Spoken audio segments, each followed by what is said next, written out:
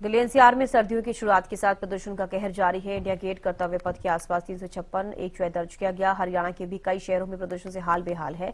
कई जिलों में AQI 300 से ऊपर भी दर्ज किया गया है। तो आमतौर पर 300 से ऊपर ही AQI का लेवल देखा जा रहा है, चाहे वो दिल्ली एनसीआर का जिक्र करे या फिर हरियाणा के कई शहरों का। और 300 से 400 के बीच में ही AQI लेवल है। महेंद्र सिंह करनाल से ज्यादा जानकारी के साथ जुड़ गए हैं। महेंद्र, करनाल का AQI लेवल क्या कुछ है और क्या कमी दर्ज की जा रही है प्रदूषण में?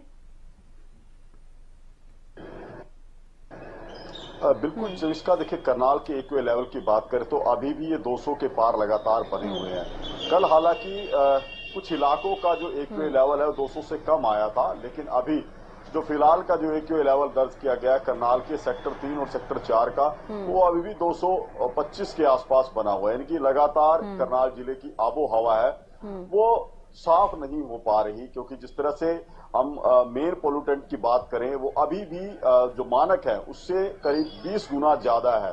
2.5 जो मेन पोल्यूटेंट होता है वो अभी भी 20 गुना ज्यादा है। तो ऐसे में आप अंदाजा लगा सकते हैं कि जो AQI लेवल है वो क्यों नहीं सुधर रहे, क्योंकि कल देर शाम भी स्मोक की एक चादर पूरे करनाल जिले में छाई थी। लोगों को ऐसा लगा कि धुंध छाई है, लेकिन वो स्मोक था जिसमें धूल और धुएं के कण थे। विजिबिलिटी प्रभावित हुई और लोगों को सांस लेने में कल शाम के समय दिक्कतें आई थी। तो इसका सीधा और साफ संकेत यही है कि करनाल की जो आबो हवा है उसमें अभी भी जहरीली गैसें बहुत मात्रा में विद्यमान है और जो सीधे रूप से इंसान की सेहत को प्रभावित कर रही है। जी चमिस्का। बिल्कुल, लेकिन एक बड़ा सवाल ये बना हुआ है कि कब तक इस प्रदूषण से लोगों को राहत मिलेगी, क्योंकि काफी लंबा समय हो गया है। महेंद्र, अक्टूबर का हम जिक्र करें, दिवाली से पहले से ही इस तरीके से स्मोक की एक चादर देखी गई, उसके बाद से अब तक प्रदूषण का लेवल सिर्फ और सिर्फ बढ़ता हुआ नजर आ रहा है। तो वाकई बहुत गंभीर सवाल सरकार प्रशासन पर भी उठते हुए नजर आ रहे हैं कि जनता को जो सुविधाएं मिलनी चाहिए वो जमीनी स्तर पर नहीं देखी जा रही। ग्रेप 1, ग्रेप 2, ग्रेप 3 लागू किया गया, उसके बावजूद जो उसमें नियम है उनका पालन सही तरीके से नहीं हो पा रहा है। तो ये सवाल जो खड़े होते हैं प्रशासन और सरकारों के ऊपर ही खड़े हो रहे हैं। महेंद्र, बिल्कुल, देखिए जिस तरह की परिस्थितियां बनी हुई हैं चविस्का, क्योंकि लोग बीमार पड़ रहे हैं प्रदूषण की वजह से, लगातार आंकड़े बढ़ रहे हैं ऐसे मरीजों के जिनकी आंखों में इन्फेक्शन है, उनके गले में किसी तरह की दिक्कत है या फेफड़ों से संबंधित बीमारियां अब पैदा हो रही हैं। वो सीधे रूप से सवाल खड़े करती है कि लोगों को इस प्रदूषण की मार से निजात कब मिलेगी आखिरकार। क्योंकि बीते वर्षों में हमने देखा था कि अक्टूबर नवंबर महीने में प्रदूषण का स्तर ज्यादा होता था, लेकिन नवंबर का अंतिम सप्ताह आते आते लोगों को प्रदूषण से निजात मिल जाती थी। ये सब होता था कि बरसात हो जाती थी अच्छी खासी मात्रा में, बरसात की वजह से पोल्यूशन का स्तर कम आ जाता था, जो स्मोक की चादर है वो छट जाती थी। लेकिन इस बार बरसात की बेरुखी की वजह से ये पोल्यूशन का स्तर लगातार बढ़ा हुआ है। और जो प्रयास प्रदूषण नियंत्रण विभाग को करने चाहिए थे या सरकार को या विभागों को करने चाहिए थे वो नहीं किए गए। आपने ठीक कहा कि पहले ग्रेप 2 लागू किया गया, अब ग्रेप 3 लागू किया गया। देखिए, लागू करने से कुछ नहीं होगा जब तक उनकी पालना, जो नियम है ग्रेप 2 के या ग्रेप 3 के, उनको सख्ती से उनकी पालना नहीं की जाएगी, तब तक पोल्यूशन का स्तर कम नहीं होगा। अब ग्रेप 3 जरूर लागू कर दिया गया, लेकिन मॉनिटरिंग कोई नहीं है, किसी तरह का कोई एक्शन देखने को नहीं मिल रहा प्रदूषण नियंत्रण विभाग की तरफ से। और जब तक ऐसा नहीं होगा तो जो AQI लेवल इतने बिगड़े हुए हैं, इनमें सुधार की गुंजाइश नहीं की जा सकती। तो बिल्कुल महेंद्र, मैं एक ये भी जिक्र करना चाहूंगी, क्या लगता है आपको कि अगर हम ग्रेप 3, ग्रेप 4 का जिक्र कर रहे हैं, उसमें कुछ ऐसे नियम है जिसकी वजह से प्रदूषण का स्तर कम हो सकता है, क्या वाकई इनसे इतना असर पड़ता हुआ नजर आ रहा है, या फिर प्रशासन सरकार को कुछ और कदम उठाने की जरूरत है जिससे कि लोगों को इस प्रदूषण से निजात मिल पाए?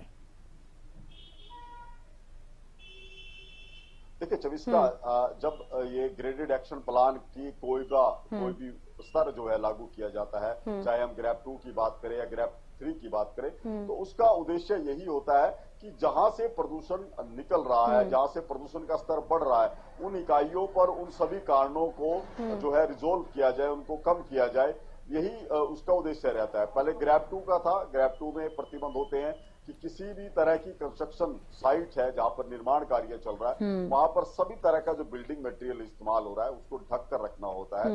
इसके अलावा वहां पर पानी का छिड़काव होना चाहिए। सरकारी विभागों की तरफ से, खासकर नगर निकाय हो या हरियाणा शहरी विकास प्राधिकरण हो, उनकी तरफ से जो सफाई का कार्य किया जाता है उसमें मैनुअल की बजाय मशीनों का इस्तेमाल करना होता है। ऐसे स्थान जहां पर धूल ज्यादा पैदा होती है, ज्यादा उड़ती है, वहां पर पानी का छिड़काव करना होता है। लेकिन ये सभी जो प्रयास थे नहीं देखने को मिले। ऐसा कुछ भी ग्रैब 2 के जरिए नहीं किया गया। अब ग्रैब 3 लागू कर दिया गया। ग्रैब 3 के अंदर भी ये नियम है कि सभी तरह के खनन प्रतिबंधित होते हैं, चाहे वो मिट्टी का खनन है, चाहे वो रेत का खनन है। इसके अलावा बड़े जो कंस्ट्रक्शन प्रोजेक्ट है जहां पर बहुत ज्यादा मात्रा में प्रदूषण होता रहा है, धूल उड़ती है, वहां पर कुछ नियम लागू किए जाते हैं कि उनको वो कंस्ट्रक्शन प्रोजेक्ट है कुछ समय के लिए रोकना होता है। लेकिन अभी तक कोई भी ऐसी मॉनिटरिंग दिखाई नहीं दी है जहां पर अभी भी बिल्डिंग मटेरियल जो है वो खुले में पड़े हुए दिखते हैं। जब भी हवाई चलती है तो धूल काफी मात्रा में उड़ती है। इसके अलावा सड़कों का निर्माण लगातार जारी है। हालांकि ग्रैब 3 में सड़कों का निर्माण नहीं किया जा सकता, खासकर ऐसी सड़कें जो तारकोल से बनाई जाती है, क्योंकि जब तारकोल को गर्म किया जाता है उस समय भी धुआं बहुत ज्यादा निकलता है। तो अभी तक ऐसी कोई रोक दिखाई नहीं दी और जब तक ये प्रतिबंध पूरी तरह से या कहीं रोक या नियमों की पालना नहीं होगी तब तक प्रदूषण से निजात नहीं मिलेगी। हो सकता है कि आने वाले दिनों में यदि प्रदूषण का स्तर इसी तरह से रहा तो ग्रैब 4 भी लागू करना पड़ सकता है। बिल्कुल, ग्रेड 4 भी लागू करना पड़ सकता है अगर इसी तरीके से अगर प्रदूषण का स्तर बढ़ता रहा तो। बेहद शुक्रिया जुड़ने के लिए महेंद्र और तमाम जानकारी देने के लिए। तो देखिए, लगातार प्रदूषण का स्तर बढ़ रहा है और ऐसे में ग्रेड 3 लागू होने के बावजूद स्तर में कोई कमी नहीं आ रही है और ऐसे में लोगों के लिए काफी बड़ी समस्या बनती नजर आ रही है।